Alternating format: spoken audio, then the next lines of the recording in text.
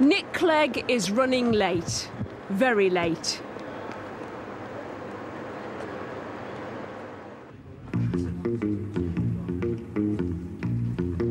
They are indifferent to the frantically busy man sitting in the corner of the Sheffield-bound train. Welcome to the not-so-glamorous life of the new Liberal Democrat leader, Nick Clegg. He's made his way into the papers this week, talking about everything from phone tapping to Sharia law. But his greatest challenge is to get the voters to sit up and take notice of his party.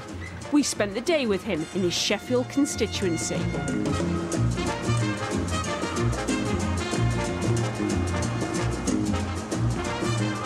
Just been called about comments that the Archbishop of Canterbury has made. So part of the media debate, and certainly part of trying to get into it, is reactive, and part of it, and frankly this is the more difficult part for opposition parties, is to be proactive in setting out new ideas.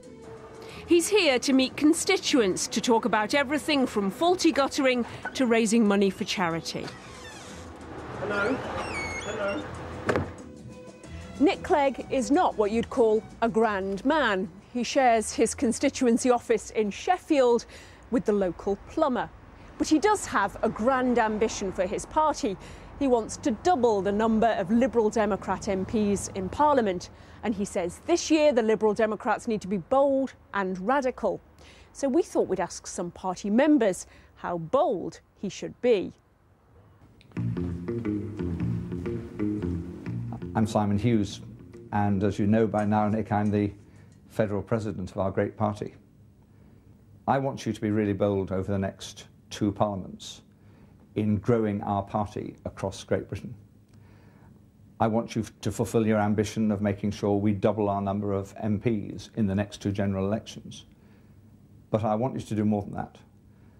I want you, with the whole party, to make sure there isn't a single part of Scotland, Wales or England, a single constituency where we don't have a presence alive and well. Yeah, we're on top of it. Yeah. Great.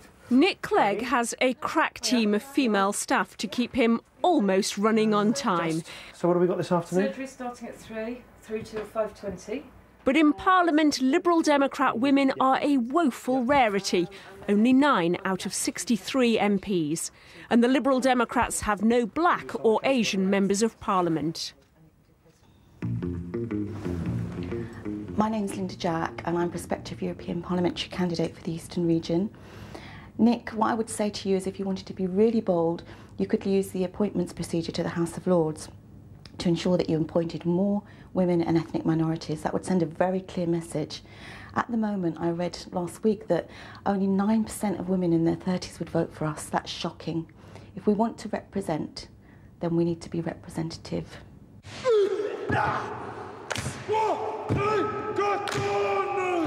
Never let it be said an MP's life is dull. Early evening, and Nick Clegg finds himself at a fundraising dinner with 5 New Zealanders performing the haka.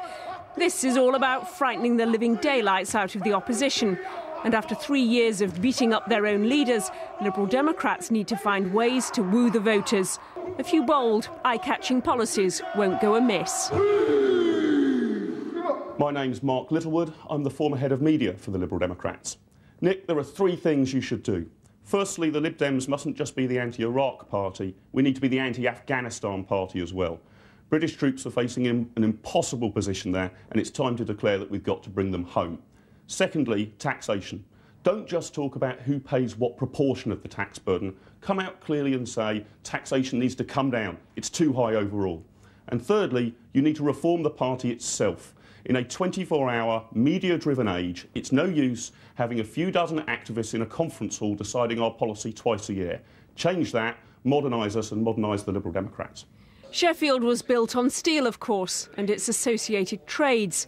These days, the Master Cutlers are a fundraising group of local business people. Nick Clegg is their honorary guest. If you'll forgive the pun in front of the Sheffield Master Cutlers, Nick Clegg needs to cut a decisive swathe through British politics. In his first speech on health and education, he indicated a direction of travel. He would give more funding for the poorest pupils and end selection.